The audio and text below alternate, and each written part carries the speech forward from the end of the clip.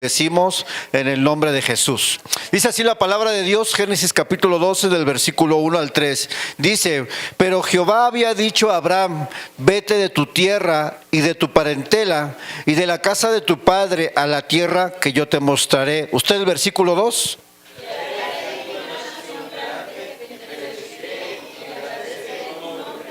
Serás. Dile al que tienes a un lado: serás de bendición. ¿Cuántos dicen amén? Serás de bendición. Yo leo el 3. Bendeciré a los que te bendijeren y a los que te maldijeren maldeciré. Y serán benditas en ti todas, ¿quién? Las familias de la tierra. Tome asiento, hermanos. Y sin duda la familia es un tema importante que debemos considerar el día de hoy. ¿Cuántos dicen amén? Y cuando hablamos de la familia en nuestro contexto actual, creo que la familia se está quebrantando, se está agrietando el modelo bíblico de la familia en nuestra sociedad.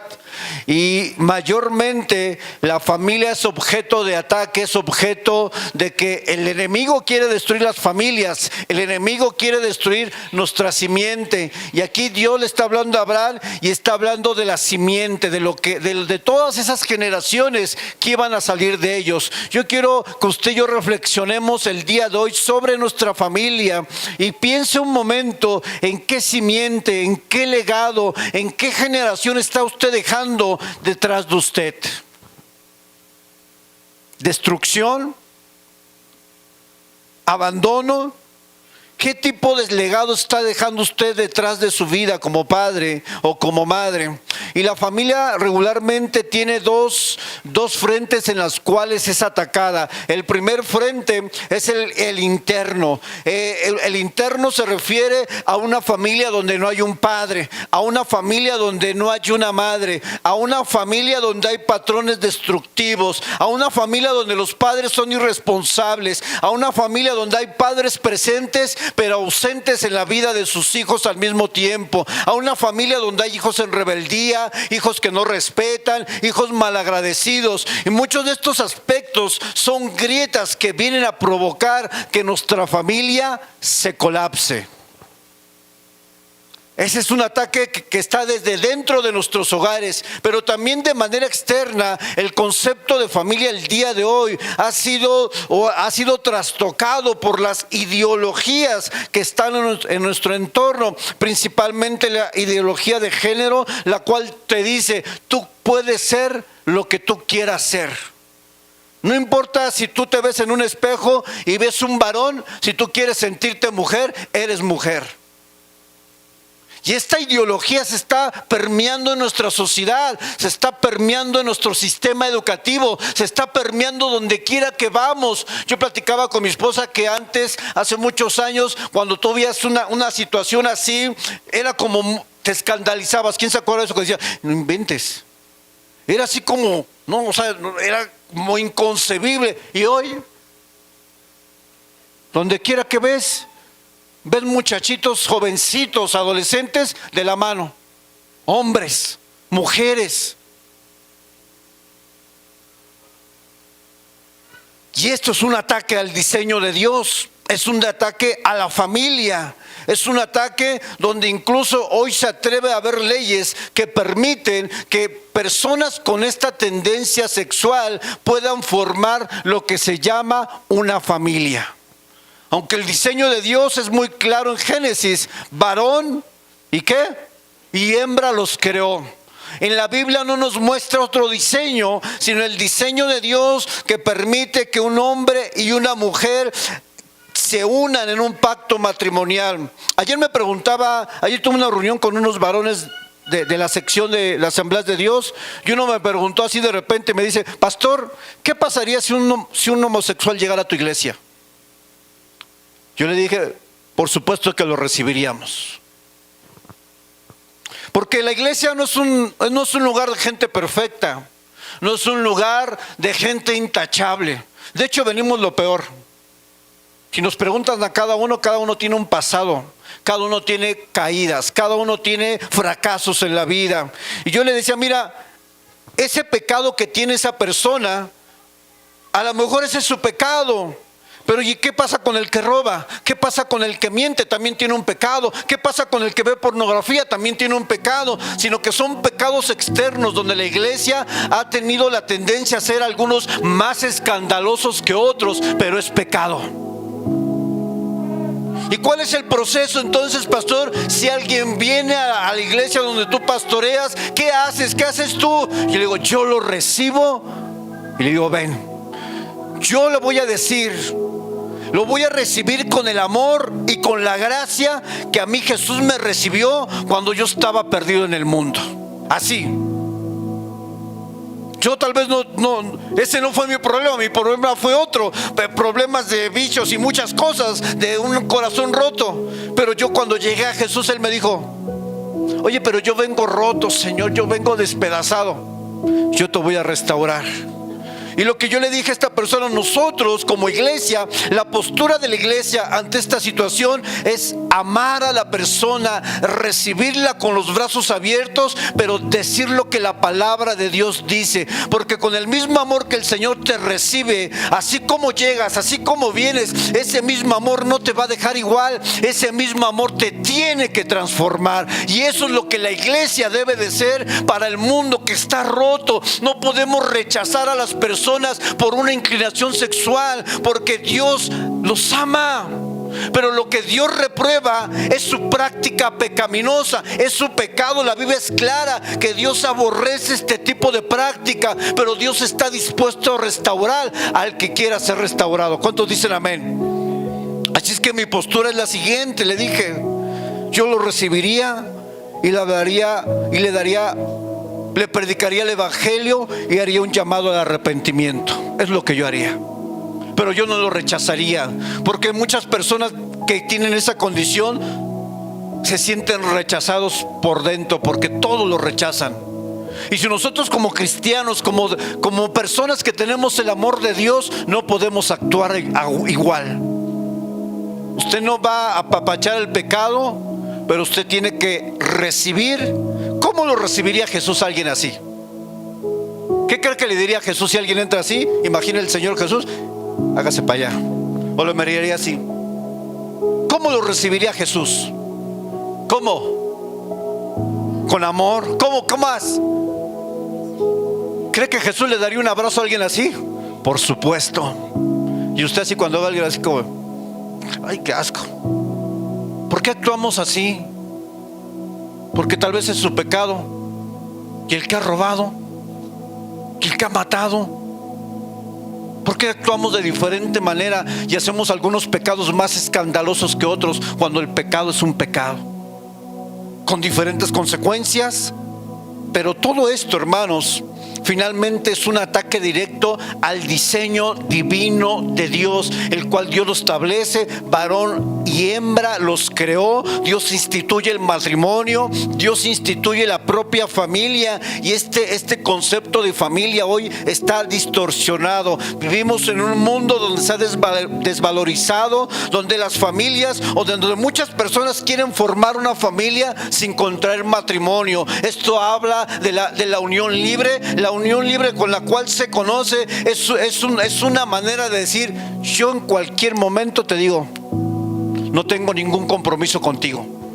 Eso es unión libre.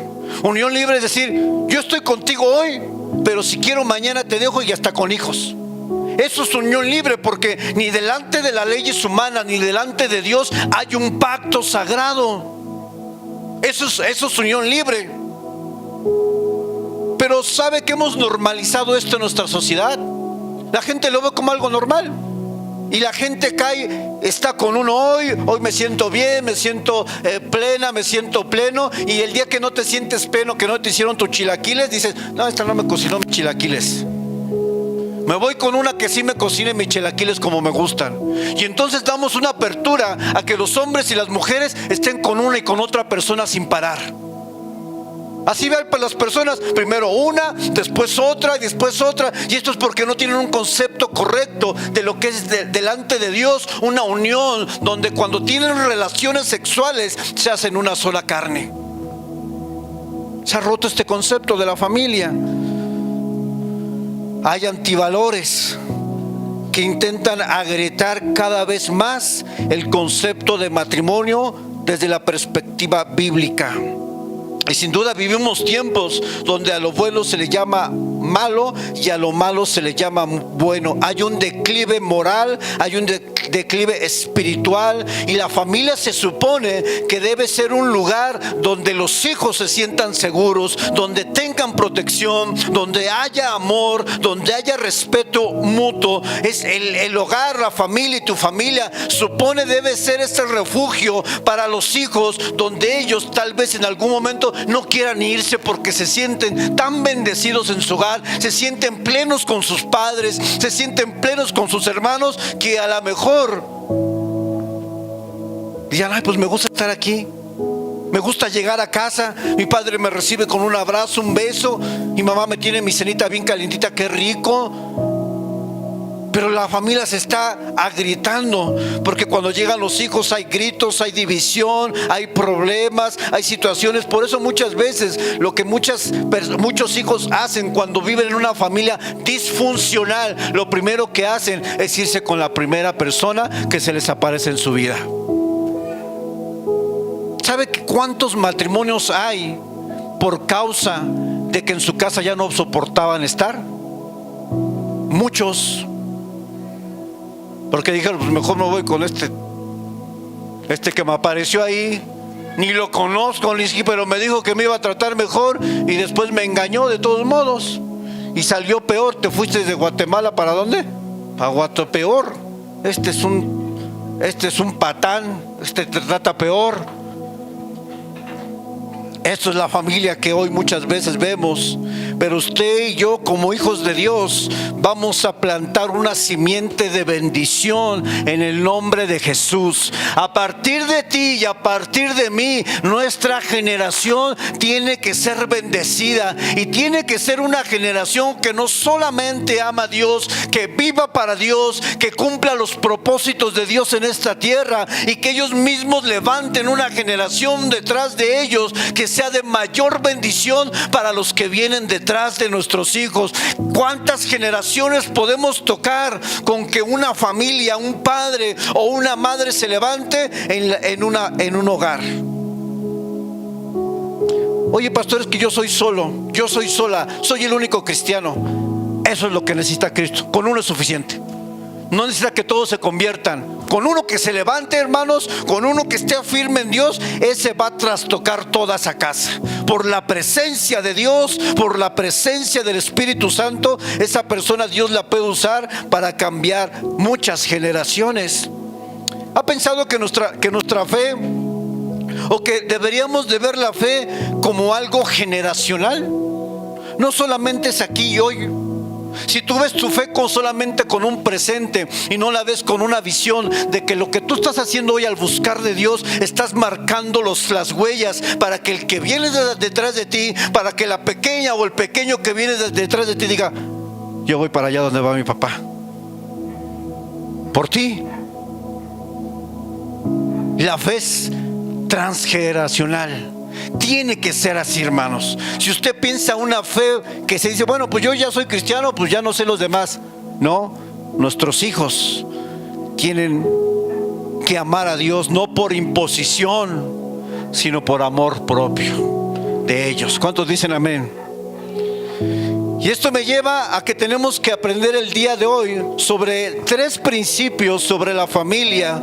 Y el primer principio que vamos a tocar se llama los cimientos de la familia. Se llama los cimientos de la familia.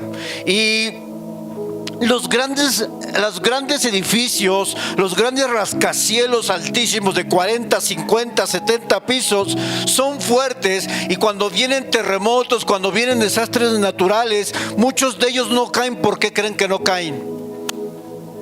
Por su cimiento. Puede venir un gran terremoto y algunos edificios caer y uno permanecer de pie, porque tenía un cimiento correcto, fuerte. ¿Qué necesita una familia para permanecer de pie cuando vengan los terremotos de la vida? ¿Qué necesita una familia? ¿Qué necesita tu familia? ¿Qué necesita mi familia para permanecer de pie cuando vienen las grandes tribulaciones y pruebas? Cimiento o el primer fundamento, lo que tu familia necesita y lo que mi familia necesita es la palabra de Dios. ¿Cuántos dicen amén? Mateo 7, vaya usted a la palabra de Dios, búsquela. Mateo 7, 24. Para que usted lo lea conmigo. Mateo 7, 24 al 29. El primer cimiento que necesitamos es la palabra de Dios en nuestra familia. Dice así: cualquiera pues que me oye estas palabras, hablando Jesús, y las hace, le compararé a un hombre prudente que edificó su casa sobre la roca. Fíjense, descendió lluvia y vinieron ríos y soplaron vientos y golpearon contra aquella casa. ¿Y qué pasó? Y no cayó. ¿Por qué? Porque estaba fundamentada sobre la roca. Aquí está hablando en este pasaje que es parte o la parte final del Sermón del Monte. Jesús está hablando de la palabra de Dios. Pero cualquiera que me oye estas palabras y no las hace, le compararé a un hombre insensato que edificó su casa ¿sobre qué? Sobre la arena, y descendió lluvia y vinieron ríos y soplaron vientos y dieron con ímpetu contra aquella casa. ¿Y qué le pasó a aquella casa? Cayó y fue ¿qué? Grande su ruina. Aquí está hablando Jesús de la palabra de Dios. Y está diciendo que aquellas personas que edifican su vida sobre la palabra de Dios, cuando vengan las pruebas, cuando vengan los vientos, cuando vengan los terremotos, ¿qué va a pasar con esa casa? Va a permanecer. Pero aquellas personas que sacan a Dios de su vida, que dicen: yo no quiero saber nada de Dios, no me interesa Dios, voy a edificar sobre mis propias experiencias, sobre lo que yo creo que está bien, sobre lo que me han enseñado tal vez de manera equivocada. Yo voy a edificar, voy a construir mi vida sobre esos conceptos, y eso sobre la arena. Y dice la palabra de Dios que cuando vinieron estas calamidades, dice que esa casa se cayó y fue grande su ruina. Una familia que conoce de Dios, que no cimienta a su familia sobre la palabra de Dios, grande es su ruina. Por eso estamos como estamos en la familia. Porque usted agarra la Biblia cada mes. Porque para usted la palabra no ha sido un cimiento importante. Y quiero decirle una cosa, hermano, en la vida práctica, en la vida real, yo conozco familias de palabra que conocen palabra, yo sé que están en la palabra, y créame que son familias que soportan grandes pruebas de la vida. Y las familias que no se exponen a la palabra, las familias que toman la palabra como algo secundario, como algo que es un complemento a su vida, pero que realmente no es maná del cielo, no es miel para su vida, no es vida para su propia vida. Aquellos que menosprecian el valor de las escrituras, cualquier problema los derriba. Yo sí conozco muchas familias, no soportan los golpes de la vida porque no hay palabra en su familia. Y conozco familias que tienen la palabra bien cimentada y aguantan unos ventarrones bien buenos. No tener la palabra de Dios en nuestra familia es como si tuviéramos una casa sin techo. No tienes que te proteja, no tienes que cubra a tu familia, no tienes que guarde a tu familia, no tienes la palabra poderosa de Dios en tu vida, y eso te hace que seas una persona o una familia expuesta a cualquier tipo de circunstancia, y sobre todo en estos tiempos a cualquier tipo de ideología que es contrario a la palabra de Dios. Tú y yo necesitamos fundamentar nuestras familias en la palabra de Dios. No hay de otra. No hay de otra. Necesitas palabra, necesitas venir a los estudios bíblicos, necesitas sentarte a escuchar la palabra de Dios. Por eso hacemos tanto énfasis en esta iglesia sobre la palabra, porque la palabra es lo que te fortalece, porque la palabra es lo que te levanta cuando ya no tienes fuerzas, porque la palabra es lo que te da vida cuando te sientes que te estás muriendo, porque la palabra es lo que sostiene la vida del cristiano. Por eso un cristiano sin palabra, hermanos, es un cristiano o es una familia que no tiene protección. Está descubierto. Es como si te fueras a la guerra sin fusil. Llega tu oponente. No vas a pelear con hojas, no vas a pelear con dulces, con paletas, no vas a pelear con mamilas. Dice la palabra que es la espada del Espíritu. ¿Con qué estás peleando tus batallas como familia? Sin duda, si no tienes la palabra o este cimiento, algo te está faltando en la vida y en tu familia. Aquí estamos hablando de manera general de nuestras familias. Es el propósito principal, la familia. El primer cimiento es la palabra. Deuteronomio 6, vamos todos a Deuteronomio 6, del 1 al 9. Esto es lo que se conoce como el Shema. ¿Quién ha escuchado del Shema? Esta es una oración que hacen los judíos hasta el día de hoy. El Shema es una oración que ellos hacían cada mañana a cierto momento. Y Dios le habla a su pueblo y le da instrucciones antes de entrar a la tierra prometida. Deuteronomio 6, vamos a leer a partir del versículo 1, o léalo en su Biblia. Solamente dale seguimiento con tus ojos. Dice: estos pues son los mandamientos, estatutos y decretos que Jehová vuestro Dios mandó que os enseñase, para que los pongáis por obra en la tierra en la cual pasáis vosotros para tomarla, para que temas a Jehová tu Dios, guardando todos sus estatutos y sus mandamientos que yo te mando. Tú, él está hablando a los padres, tu hijo, el hijo de tu hijo, todos los días de tu vida, para que tus días sean ¿qué? Prolongados. Versículo 3, y aquí esta palabra en el hebreo es la palabra Shema. Oye pues Israel, y cuida de ponerlos por obra para que te vaya bien en la tierra. ¿Quién quiere que le vaya bien? Siga la palabra. La tierra que fluye leche y miel, y os multipliquéis como te ha dicho Jehová, el Dios de tus padres. Versículo 4, oye Shema Israel, Jehová vuestro Dios, Jehová uno es, y amarás a Jehová tu Dios con todo tu corazón y de toda tu alma y con todas tus fuerzas. Y estas palabras que yo te mando hoy estarán sobre tu corazón. Y las repetirás ¿a quién? A tus hijos. Y hablarás de ellas ¿dónde? ¿Estando dónde? En tu casa, y andando por el camino, y al acostarte, y cuando te levantes, y las atarás como una señal en tu mano, y estarán como frontales entre tus ojos, y las escribirás en los postes de tu casa y en tus puertas. La palabra Shema en el idioma original no solamente es que vienen las ondas sonoras para que tú escuches. La palabra Shema tiene un significado doble. Significa escucha y haz. Shema es escucha y aplica. En el idioma hebreo, Shema no solamente es escuchar, porque muchos escuchamos pero no aplicamos. Entonces cuando aquí dice que el conocido Shema es escucha y obedece, escucha y aplica. En una palabra vienen dos verbos juntos: escucha y haz.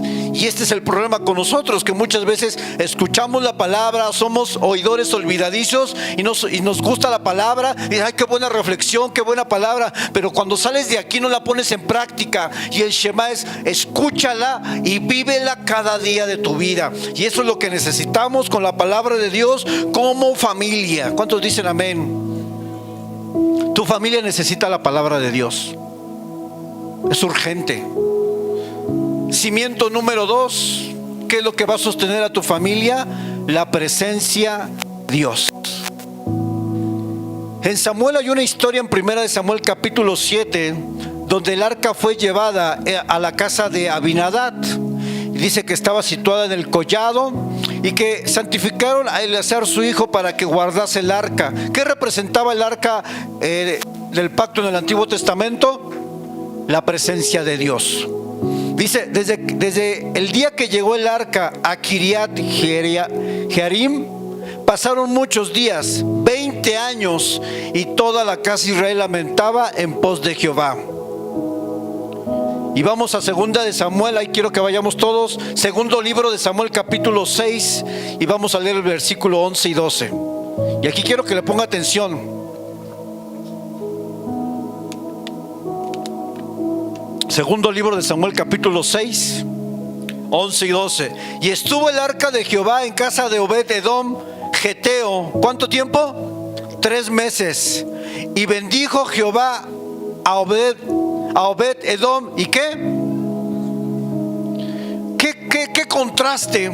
La misma presencia de Dios, la misma arca estuvo en una casa por 20 años y la Biblia no registra bendición de parte de Dios. Y de repente la llevan a la casa de Obed-Edom y dice que en 3 meses Dios bendice a Obed-Edom y bendice toda su casa. Versículo 12. Fue dado aviso al rey David diciendo: Jehová ha bendecido la casa de Obed-Edom y todo lo que tiene, ¿a causa de qué? Del arca de Dios. Donde la presencia o donde una familia honre la presencia de Dios, Dios bendice ese hogar. Donde la presencia de Dios no sea valorada, sea rechazada, Dios no puede bendecir plenamente un hogar. Dice la Biblia que Él hace salir el sol sobre malos y buenos, y que hace llover sobre justos e injustos. Eso se conoce como una gracia común. Recibimos la gracia de Dios de alguna manera limitada, pero para los hijos de Dios, para aquellos que valoran la presencia de Dios en su hogar, para aquellos que le han dado la prominencia a Dios en una familia, esa familia es bendecida más que los que no tienen a Dios en primer lugar. Dios no bendice de la misma manera, hermano, a todos. Dios, cuando a alguien en un hogar se le da esa prioridad a la presencia de Dios, Dios honra, Dios bendice. Y de aquí dice que Dios bendijo todo lo que tenía. ¿Qué quiere decir esto, hermano? Que Dios no solamente te bendice espiritualmente, Dios bendice cada área de tu vida, la vida de tus hijos y toda tu familia, cuando tú le das el lugar que corresponde en tu familia. Imagínense la casa de Abinadab, que llega el arca, la ponen ahí, luego ponen la ropa sucia arriba, se llena de telarañas, nadie la limpió, no apartaron un lugar particular para eso que simbolizaba la presencia de Dios. Para ellos el arca fue algo religioso, como, bueno, pues ahí está el arca, ¿no? Creo que dicen que es la presencia de Dios. Bueno, y pasaron 20 años, y en esos 20 años la Biblia no registra una bendición. Pero totalmente en contraste, cuando viene el arca a la casa de Obed-Edom Geteo, dice la Biblia que en 3 meses Dios bendijo su familia, Dios bendijo su vida, y por supuesto Dios bendijo a los hijos de Obed-Edom, Dios bendijo a la esposa de Obed-Edom. ¿Por qué? Porque para ellos el arca realmente le dieron el lugar que merecía. Y eso pasa en una familia. Usted ha llegado a casas, ha llegado a lugares donde cuando usted llega se siente una pesadez, que dices que no sé, como que algo me incomoda. Y ha llegado a casas donde cuando usted llega siente paz, hasta se siente alegría, ¿no? Se siente la gente así como más liviana, más ligera. ¿Sabe cuál es la diferencia? Seguramente en esa casa la gente honra a Dios, la gente ama a Dios, la gente obedece a Dios. Y esto es lo que yo quiero decirte hoy. Necesitas palabra de Dios y necesitas presencia de Dios para tener una familia en victoria. Si no, lo más probable es que tu familia fracase. Y tú como padre y yo como padre, esposas, fracasemos. Porque todo aquel que saca a Dios de su vida le espera el fracaso. Vamos a la siguiente diapositiva. Cuando después del Shema. Cuando vengan las tormentas a tu familia permanecerá de pie, Si como padres colocamos los cimientos correctos en nuestra familia, que es Dios y su palabra. Si te falta Dios y te falta la palabra en tu hogar, eres una casa sin techo. Cualquier situación te va a golpear en la vida. Pastor, pero es que yo soy la única cristiana. Pues solamente con uno Dios puede hacer algo. Pero si tú eres que no es Dios, eso trae maldición a toda la familia.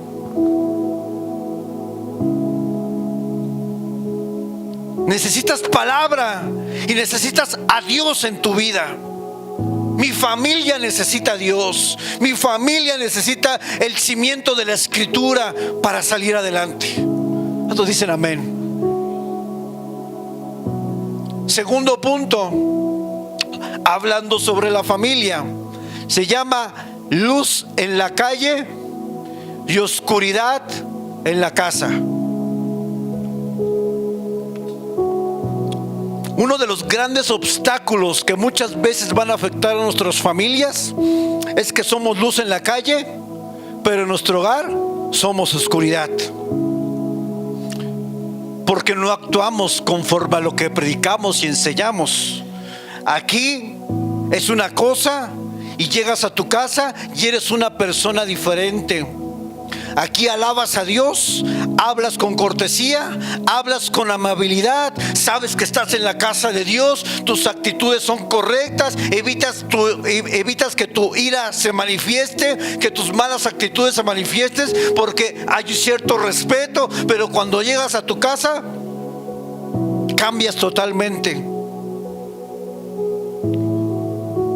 Y entonces tenemos un problema, porque los hijos que te ven aquí alabar a Dios, te ven glorificar su nombre, te ven bendecir a los hermanos. Oye, hermano, ¿cómo está bendecido en victoria, victorioso, glorioso? Y avientas toda la letanía espiritual de que estás en victoria. Y cuando llegas a tu casa te ven tus hijos: no, nos está yendo mal, hijos, no la vamos a armar.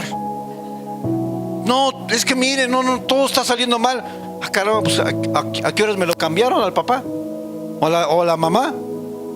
Aquí dice: no, sí, Señor, y brincas y danzas y glorificas a Dios, y en tu casa soy el más pequeño de la familia.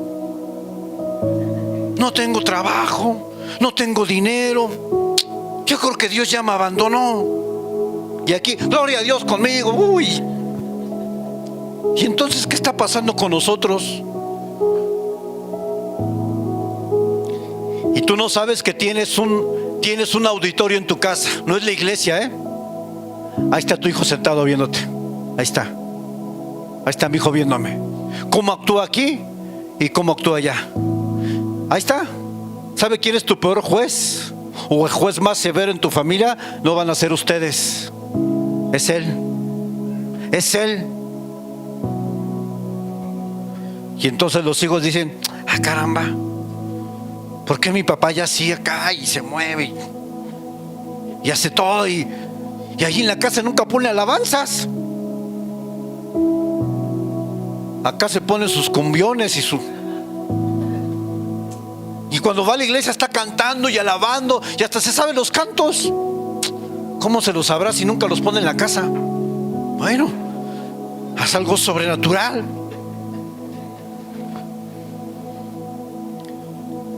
Aquí le dice a los hermanos: hermano, ¿cómo está bendecido? Dios me lo bendiga, Dios lo llene de su gracia, de su amor, de su presencia. Amén. Y va a la casa: a ver, hijo, vete para acá, te dije que te portaras bien. Y moles.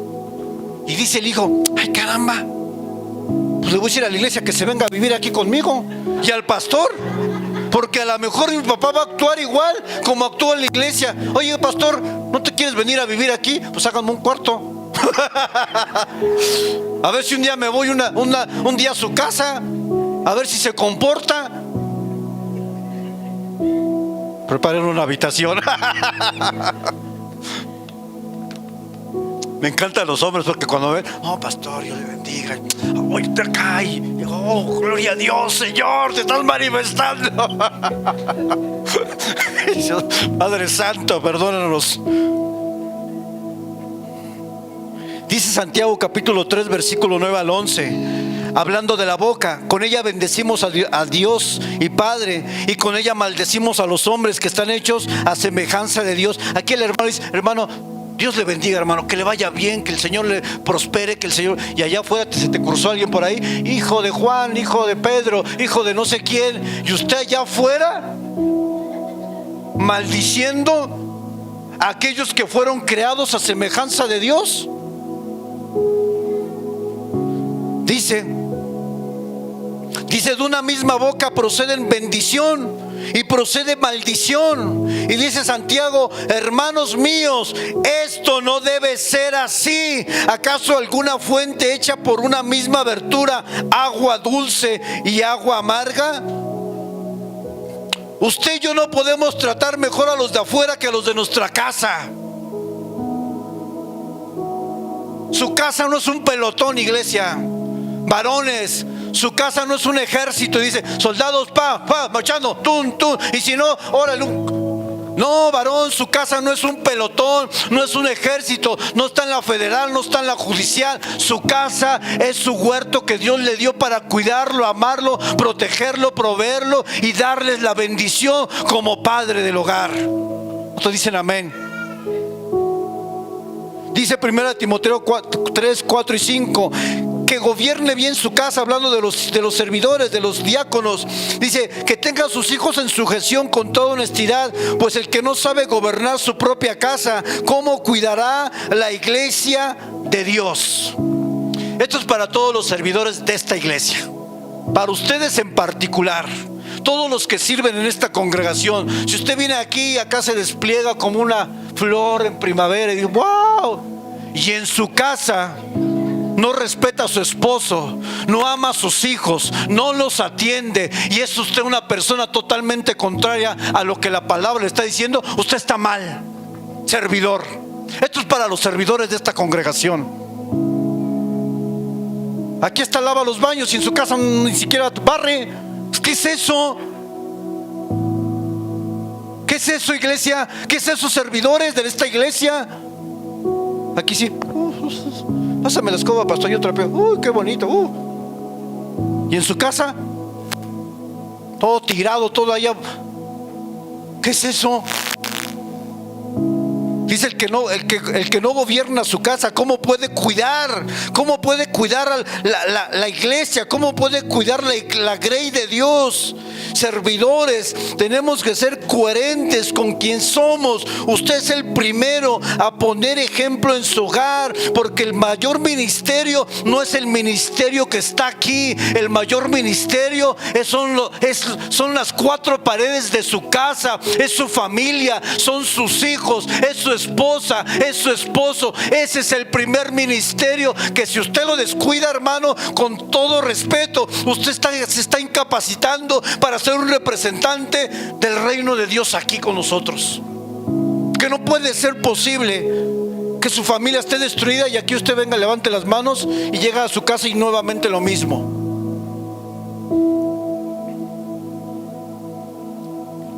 No es un llamado a no servir. Y al final del culto: pastor, ¿qué cree? Que ya mejor no voy a servir. No. No quiero renuncias aquí. Lo que yo quiero, y yo le pido de todo corazón, es que seamos intencionales en nuestra casa de ser hijos de Dios, de ser un buen padre, de ser un buen esposo y una esposa. Eso es lo que yo le estoy pidiendo, nada más. Sea una buena esposa, atienda a su esposo, atiéndalo como es debido, hónrelo como padre. Su esposo no es perfecto, hónrelo, porque es el padre de sus hijos, es el padre de sus hijas. Honra a su esposo, no lo sobaje, no hable enfrente de su familia de su esposo, no murmure de su esposo, porque al hacerlo está murmurando de usted misma. ¿Sabía eso? Que la Biblia dice que somos una sola carne, y que cuando usted está hablando del esposo, no, es que mi viejo es un desgraciado, ¿no? Usted se está hablando de usted misma, porque es una con su esposo. Hónralo, protéjalo, proteja sus fallas, para que cuando usted falle, él proteja las suyas, esposa. Protejámonos, porque mi esposa va a fallar y yo voy a fallar. ¿Y quién ha estado ahí para ayudarnos? La esposa, ¿no? ¿Cuántos decimos así, amén? Han estado ahí para cubrir incluso nuestras fallas. Gracias a Dios por las esposas, Dios las bendiga. Y también los esposos, pero bueno, menos. No, también Dios bendiga a los varones.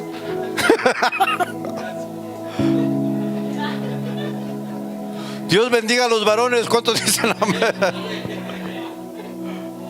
Vamos a la siguiente frase. Ya estamos cerrando el segundo punto. Ponga atención lo que dice esto. Fíjense qué profundo.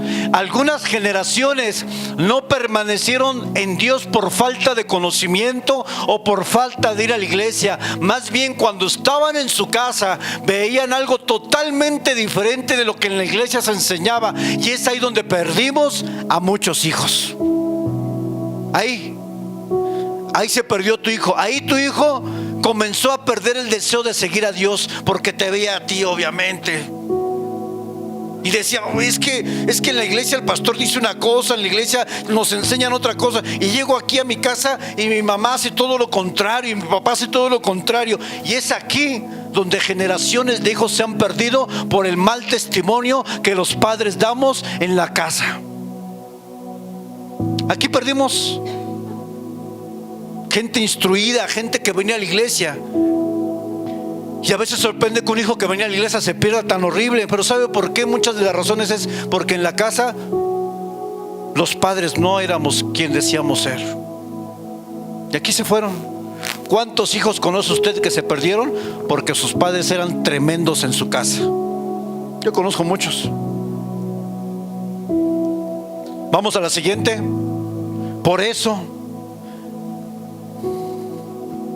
siguiente, next. Debe haber un balance sano entre el servicio a Dios y el tiempo que dedicamos a nuestra familia. ¿De qué sirve ganar al mundo para Cristo si perdemos a nuestra familia? Qué bonito que alcances las naciones. Te felicito. Qué bonito que llegas a miles de personas.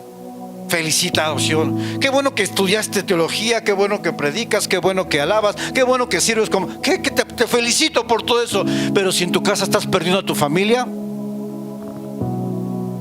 ¿de qué te sirve? ¿De qué te sirve que tú vienes y sirves aquí y tu hijo comienza a aborrecer el evangelio, comienza a aborrecer seguir a Dios, y es más, ni siquiera quiere servir a Dios porque te ve a ti cómo actúas, cómo hablas, cómo te expresas? Nunca cambia, sigue siendo el mismo, la misma. ¿Cómo queremos que nuestros hijos se enamoren de Dios, sigan el evangelio, si en nuestra casa es como si nos hubiéramos echado repelente contra mosquitos? No se quieren acercar a Dios. ¿Por qué? Porque nuestra vida demuestra algo totalmente diferente a lo que conocemos, a lo que predicamos, a lo que queremos mostrar a otros. Y en casa somos personas totalmente diferentes. Debe haber un balance. Así como dedicas tiempo a Dios, y te doy gracias por dedicar tu vida a Dios, también debes de tomar tiempo para dedicar de manera particular a tu familia.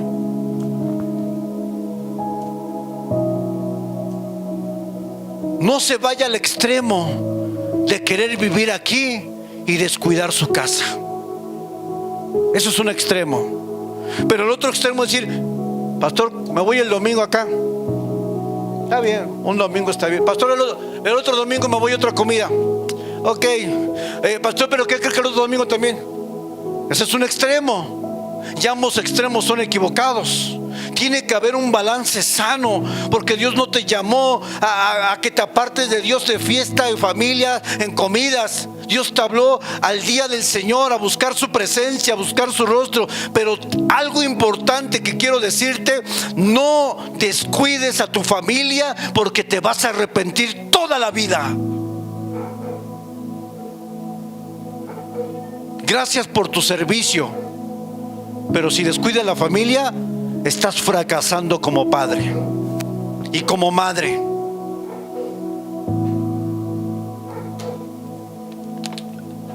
Conocimos una persona que pierde un familiar por cáncer. ¿Fue cáncer? Era una mujer que servía a la iglesia, dedicada a la iglesia totalmente. Y a nuestros ojos eso es bueno, y creo que sí tiene algo de bueno, pero se fue al extremo. Comenzó a descuidar a su esposo. A este hombre le da cáncer y Dios se lo lleva. Y una vez sentado con mi esposa en la mesa me dijo: hijo, te voy a decir una cosa, nunca cometas el error de abandonar tu hogar, porque siempre va a haber necesidades en la iglesia, pero no siempre vas a tener a las personas que amas cerca. Eso se me quedó grabado toda la vida. Por eso hay veces que le digo a mis hijos: vámonos hoy para la plaza, vámonos al cine, vámonos por aquí, vamos a hacer algo, porque los días no hay retroceso, Están pasando los días, y lo que hoy no disfrutaste con tu niño en su etapa de niño, de pequeño, ya no lo vas a disfrutar. Lo que hoy no estás disfrutando con tu adolescente en su etapa de adolescente RBD, tampoco lo vas a disfrutar. El grupo de los RBD, los vamos a poner así. Los días van a pasar y te vas a lamentar no haber estado con tu hija en los momentos importantes con ella. Lo vas a lamentar. No hay retroceso. En esta iglesia hemos fomentado la búsqueda de Dios, pero también hemos tratado de fomentar que la gente no abandone su hogar y que sea responsable con sus hijos. Y voy a decir una frase que a lo mejor para algunos va a causar cierto contraste, pero no todo es iglesia. Dedíquele tiempo a su familia. Programa unas buenas vacaciones con sus hijos. Vaya y disfrute la vida. Vaya y disfrute legítimamente a su familia. No es pecado. Vaya y toma a sus hijos. Vayas al parque, vayas a la playa y disfrute al máximo la vida con su esposa y sus hijos, con su esposo, porque los días son cortos y la palabra dice que nuestra vida es como la neblina que de repente aparece y de repente se va, como la flor que en un momento está abierta y de repente se marchita. La vida, hermano, nadie la tiene comprada y ni siquiera sabemos si vamos a estar vivos la próxima semana. ¿Quién puede asegurar eso aquí, hermanos? ¿Quién puede decir: pastor, nos vemos en un mes? ¿Qué dice la palabra de Dios? Primero dice: si el Señor quiere, y lo dice Santiago mismo cuando dice un hombre: voy a ir allá a esa ciudad y voy a hacer negocio y voy a obtener riquezas y voy a hacer muchas cosas, y dice la Escritura: equivocado estás, porque tienes que decir: si el Señor quiere. Viva legítimamente estar con su familia antes de que vengan los días en los cuales se pueda arrepentir. Disfruta a su pequeña, disfrute a su hijo, disfrute a su esposa. Ámelos. No espera que llegue a la sala de un hospital a cuidados intensivos para querer tirarse ahí, hermano. No seamos hipócritas. Amemos a las esposas como hoy se debe. Amemos a los esposos, amemos a los hijos. Por eso la gente, cuando es el Día de Muertos, va y se quiere tirar a la tumba, quiere llevar todo lo que nunca llevó en vida. Todo lo que no llevó en vida y no hizo en vida, lo quiere hacer cuando la gente ya está debajo de la tierra. Y ahorita nos estamos perdiendo. ¿Cuándo fue la última vez que se fue de vacaciones con su familia? ¿Será que hay gente que tiene años sin salir de vacaciones? Y no tiene que gastar grandes cosas. Váyase todo un día a Xochimilco, hermano. No necesita mucho recurso. Sabe que lo que necesita es abrir un espacio en su vida para dedicarle tiempo a las personas que ama. Ya váyase aquí al parque por lo menos, hermano. Pero a veces uno dice no tiene, pero nos hemos gastado cosas hasta se ha gastado más en los tacos. ¿Por qué no le dijo vámonos aquí? ¿Cuántos dicen amén? Dios nos ayude a hacer luz en nuestros hogares primeramente, antes que ser luz aquí, en su trabajo, en su escuela. Dios nos ayude.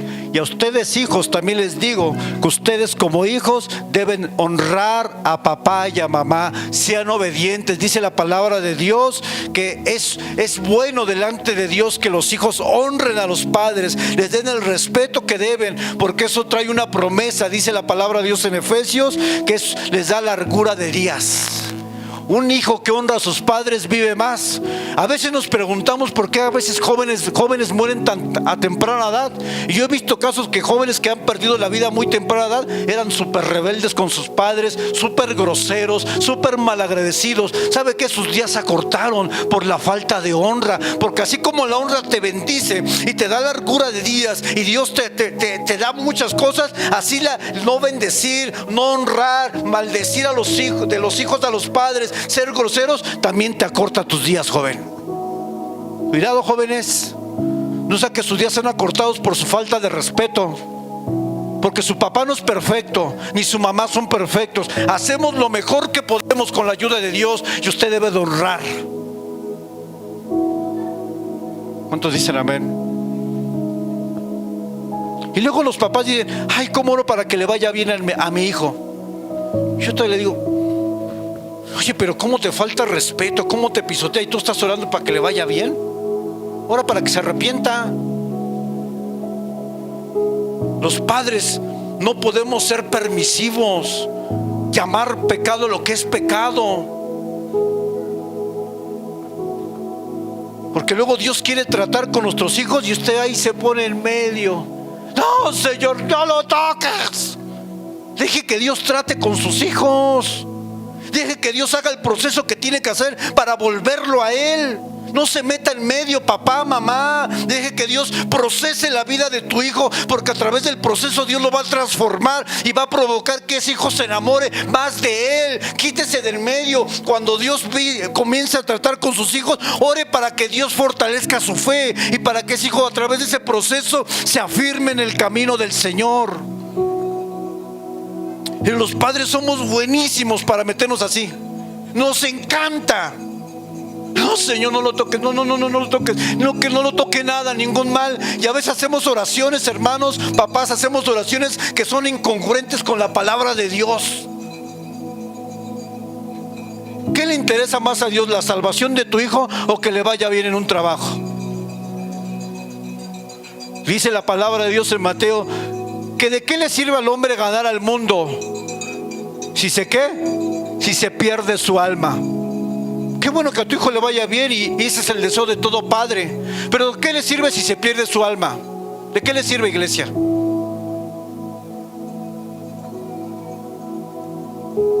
Punto número 3 y el último. Lucha y protege a tu familia. ¿Cuántos dicen amén? Lucha y protege a tu familia. Nehemías capítulo 4 versículo 13 dice así, cuando habla la historia donde Nehemías va a restaurar los muros, y entonces se encuentra con una oposición y pasa esto. Dice: entonces por las partes bajas del lugar detrás del muro y en los sitios abiertos puse al pueblo por familias, con sus espadas, con sus lanzas y con sus arcos. Después miré y me levanté y le dije a los nobles y a los oficiales y al resto del pueblo: no temáis delante de ellos, acordaos del Señor grande y temible, y pelead, y aquí ponga atención, y pelead por vuestros hermanos, pelead por vuestros hijos, pelead por vuestras hijas, pelead por vuestras mujeres y pelead por vuestras casas. En otras palabras, Nehemías le dice: va a venir un ataque, pero ustedes se tienen que levantar para pelear por su familia. ¿Cuántos dicen amén? ¿Quién va a pelear por su familia? ¿Quién se va a levantar el día de hoy y decir: Señor, ya estuvo bueno, Señor, tiene que venir un cambio, pero usted tiene que levantarse? Siempre, hermanos, que usted quiera levantar su familia, buscar de Dios, restaurar relaciones, siempre el enemigo va a venir para intentar detenerlo. Siempre que usted quiera levantar los muros, habrá alguien que te diga: ya cuántas veces has fallado, mira otra vez. Habrá, incluso a veces hasta tus propios hijos te dicen: otra vez, papá. Y luego viene la esposa: otra vez, Hermenegildo, otra vez, Chona, con el mismo problema, iracunda, no cambias. Cuando te enojas destrozas todo. Y a veces nuestros propios jueces nos dicen así, ¿verdad?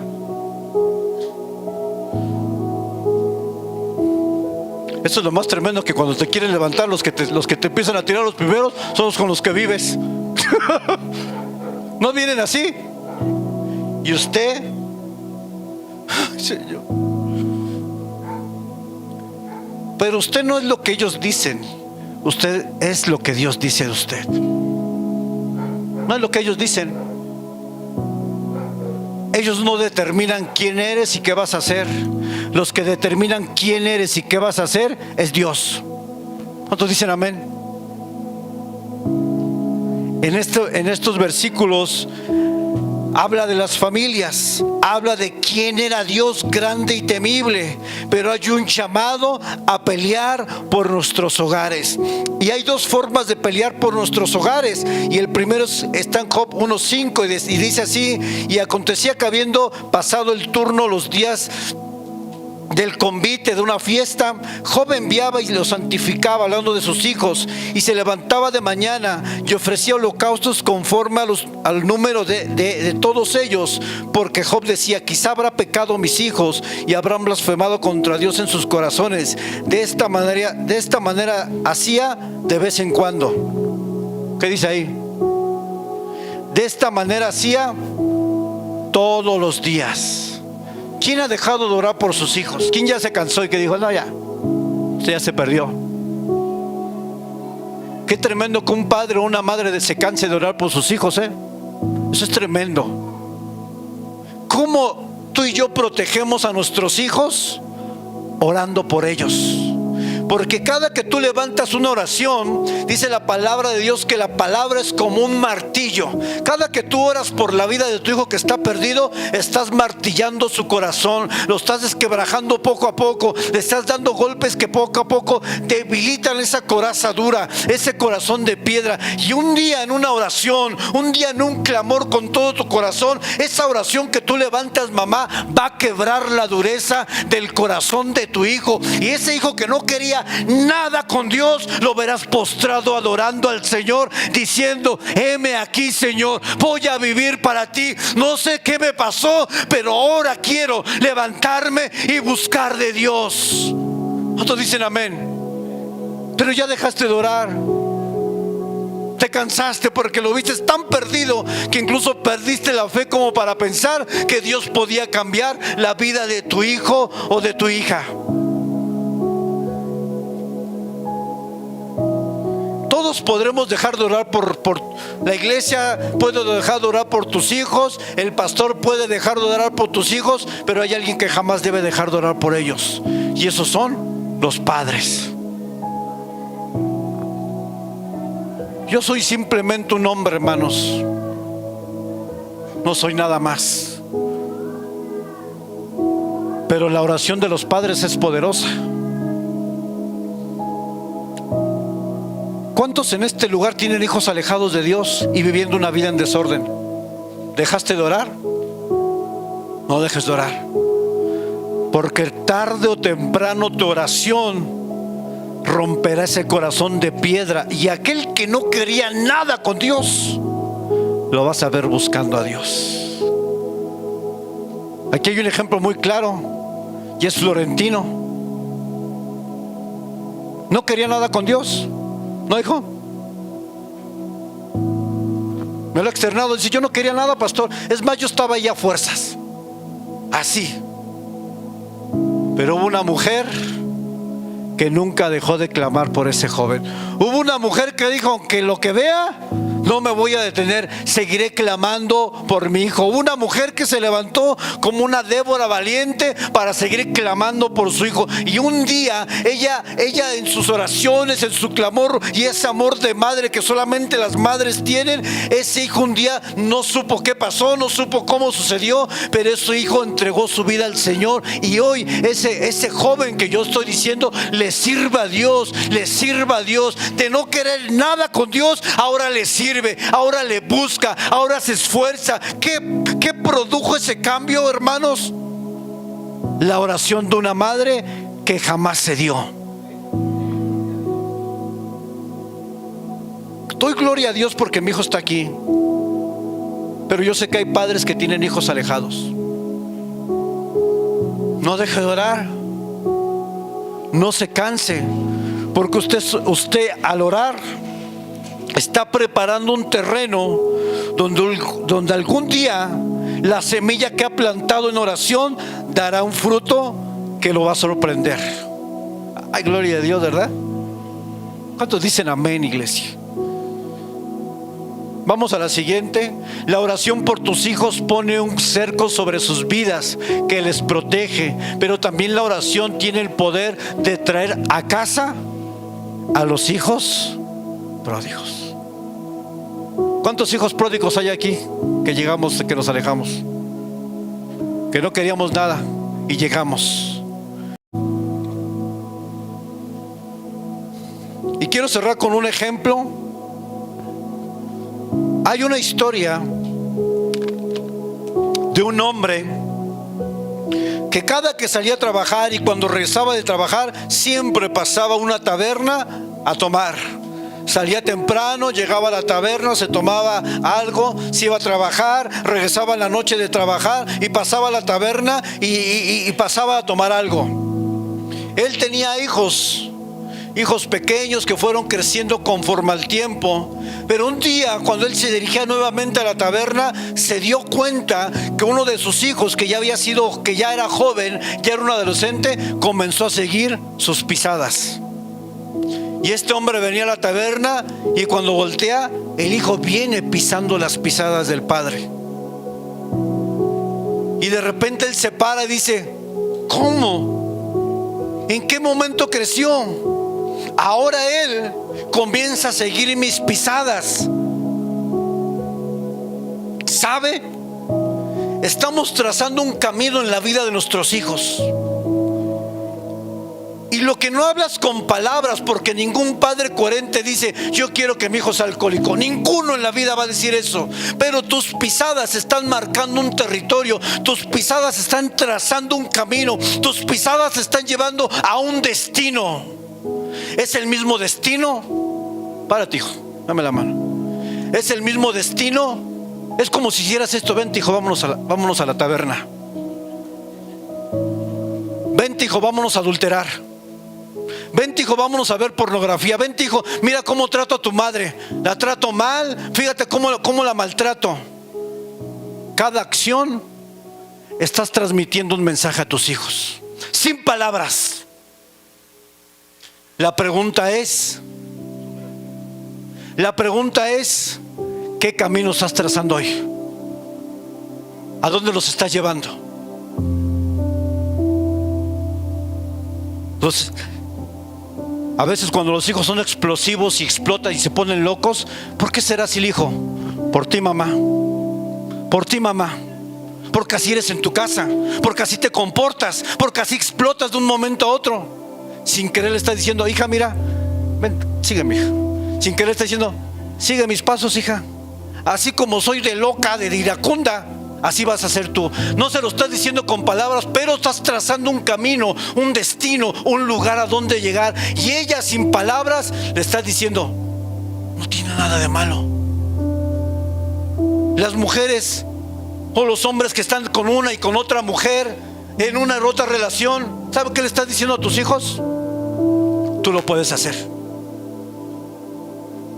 Las mujeres que son inestables, los hombres que están con una y con otra mujer, ¿sabes qué le estás diciendo a tus hijos? Hijo, tú puedes tener las que quieras. Está trazando un camino, está trazando un destino, sin palabras. Los padres que no han podido superar su niñez, de cómo los trataron, de cómo los maltrataron tal vez en su niñez, y tú eres áspero con tus hijos, no les expresas tu amor, no les das palabras de cariño. Es que yo sufrí, pastor, es que me marcaron. Pero ya supéralo, porque como tú te trataron, tú sin querer los has tratado así. Supera tu pasado. En Cristo somos nuevas criaturas. En Cristo hay un nuevo comienzo. Y hoy nos encontramos con padres que no son capaces de expresar palabras de cariño, de afecto a sus hijos, porque ellos lo vivieron y están repitiendo exactamente lo mismo. Estás trazando un camino. ¿Cómo crees que tu hija va a ser con sus hijos? Igual.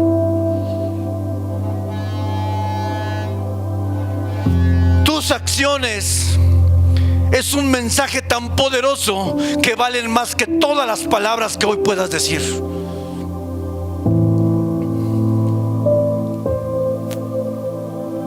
¿Qué camino estamos trazando para los hijos? ¿Qué están viendo ellos en ti? En la etapa de la niñez y en la etapa de la juventud es donde ellos forman una identidad, un criterio, una identidad propia. Y muchas veces esta es un espejo que se refleja en nosotros. Así como tú eres de loco, de explosivo, y el día que ves que tus hijos actúan igual, no preguntes por qué tu hijo es así. No preguntes por qué reaccionó así. No preguntes por qué ahora quiere tomar. No preguntes por qué ahora quiere maltratar a las mujeres y las ve como un objeto. No preguntes por qué él te vio a ti. Tú fuiste el modelo roto que estuvo en su casa, diciéndole a tu hijo con tus pisadas: sígueme, hijo, sígueme, hijo. Así se trata a las mujeres. Y las mujeres que enseñan a sus hijas a menospreciar a los varones, a verlos como menos, están llevando el mismo camino. Y cuando tu hija se case, le estás haciendo un daño, porque ella va a querer tratar a su futuro esposo de la misma manera que tú has tratado a tu esposo. Somos una impresión. Nuestros hijos son una impresión de lo que ven en nosotros. ¿Qué le estamos enseñando? ¿A dónde los estoy llevando yo? No somos perfectos, pero es mejor guiarlos por el camino de Dios y trazarles un camino en el Señor que trazarles un camino fuera de Dios. ¿Cuántos dicen amén? Póngase de pie.